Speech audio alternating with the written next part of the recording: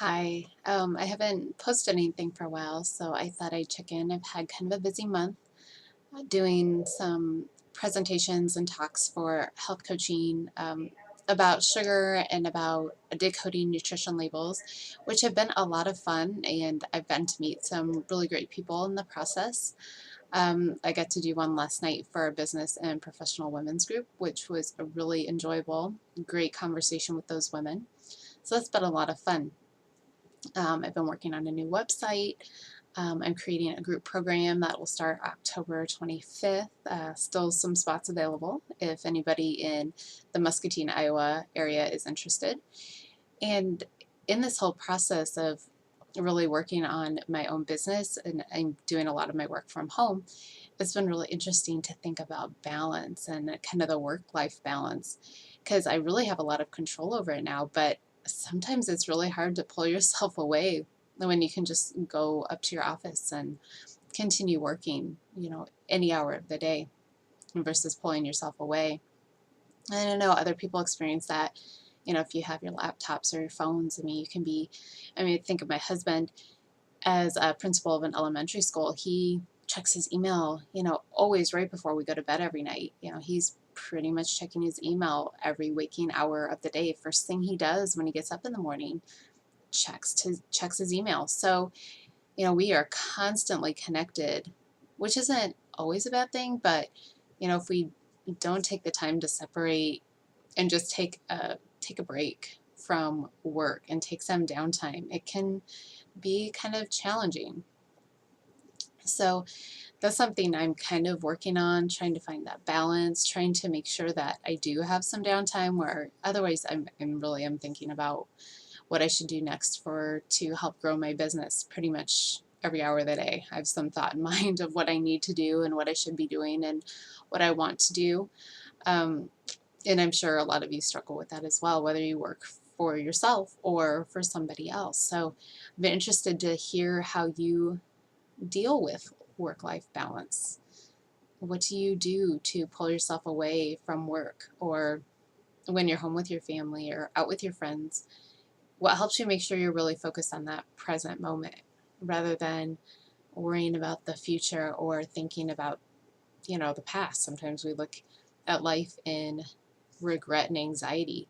Regret about the past and then anxiety about the future, when it's really, if we can focus in the present, that's when we find the most joy. And I think about trying to raise my kids. I think part of it is kind of hard. We're in a very fast-paced world, and the kids get that too. Sometimes it's rushing them from school to activities to another activity, rushing them home to eat dinner, or maybe we're eating fast food somewhere, but rushing them home, making a quick dinner, forcing it down them, getting them ready for bed, getting them in bed, and it's a constant rush without any downtime. And I think that can be really hard on kids, and then it establishes this idea that you have to be going every second of the day and aren't allowed to really just relax and take care of yourself or do something that you really enjoy. So, from our family's perspective, that's one of my goals to keep working on, is to keep that balance and keep, some sacred time to do things that we really love and that we enjoy and that are relaxing, and or just do nothing at all. Just really have a downtime. One thing I really should probably participate in sometime is a digital detox. I always hear that those are wonderful for your mental well-being. And for me personally, again, for my children, trying to give them the time to just be kids, to play outside, to lay in the room. And my daughter loves to listen to music. So for her, just laying in her bed listening to music, that brings back memories of my childhood. Or to watch my kids play outside with neighborhood kids, again, brings back memories of my childhood. And I think that all of us are kind of suffering from a lack of that these days. I'm thinking about, just in general, raising your children to have the ability to still be children, to do well in school, to be involved in activities and be social. There's so many different aspects of raising a child and helping them find a balance. But it's really a reflection of, I think, when they see their parents, how we balance our lives. You know, it's got to lead by example. One thing I'm trying to really work with my kids, we've been really good this year about not overscheduling them. They definitely have 2 or 3 nights a week where they can just come home and do their own thing and play outside. You know, I let them watch a little bit of TV. They may do a little screen time, you know, on their iPods.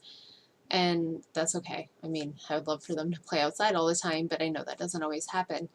But another thing, I'm trying to get them involved in the cooking, and for me, it makes cooking a lot more enjoyable. Having my children in there, we usually turn on some music and just, you know, or we talk, just kind of hash out the day and see how their day went and how my day went. They're really good about asking that too, which is so nice.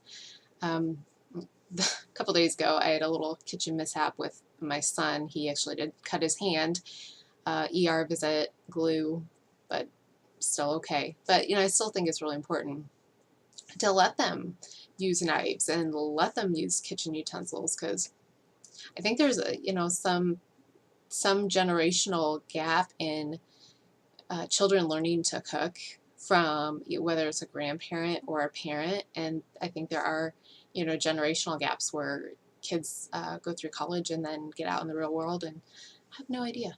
have no idea how to cook or what to do in the kitchen. So that's something really important that I find is a piece of balance that I need to give my children. And I know it's all based on priorities. Like, you know, when you think about work-life balance, it's different for everybody because everybody has different priorities. But, you know, I am being more mindful now of trying to schedule my life based on my priorities. Like, what are my priorities? Is it my family? Is it my friends? Is it making a lot of money? You know, it can be so many things. Is it having material goods? Is it having experiences, which is my favorite thing? I'd rather spend money on experiences and vacations and things like that rather than having the latest, greatest in shoes and clothing and technology. But, you know, that's my own personal thing. Everybody is different. But, you know, this whole rambling about balance and life and priorities, I hope some of this maybe rings true to you. It's a very personal thing, but I think it's important for all of us to think about, are we really spending our time in the most joyful way, in the way that makes us the happiest and the healthiest, of course, because I'm a health coach. I have to throw that in there too. But yeah, that's my rambling for today. So I wish you happiness and health and balance in life. And I hope you have a wonderful rest of your week and weekend. I'll talk to you again soon.